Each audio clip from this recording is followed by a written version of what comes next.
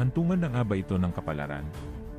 Kahit saan, kahit alin na kalinya ang mga numero, tila lahat ay akma. Palatandaan ba ito na wala nang kawala sa kasalukuyang kinasasadlakan? Makikita natin dito na pareho ang numerology ng former president sa bansang Europe. Kasunod nito, tunghayan niyo naman ang numerology ng buong pangalan niya, at kung saan ito naka-align na numerological vibration. Ang tanging katanungan dito, mystical code ba ito? Kung saan ito ay hindi sakop ng mga hidwaang politikal. Ang basihan ng pro at anti-Duterte ay ang inaabot lang ng kanilang pananaw at ang mga umiinog na mga balita. Dito ang ipinapakita ko ay hango sa mistikal na karunungan na hindi nagmula sa presenteng panahon natin.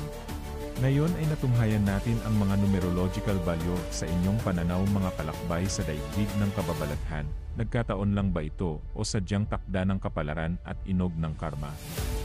Ano kaya ito? Sinadyang pagkakataon o pagkakataong sinadya? Para sa mga taong bukas ang isipan, open ang ating comment section para sa inyong makabuluhang komento. Agad ko namang i-delete ang mga walang katuturang komento. Kapayapaan at namaste sa lahat.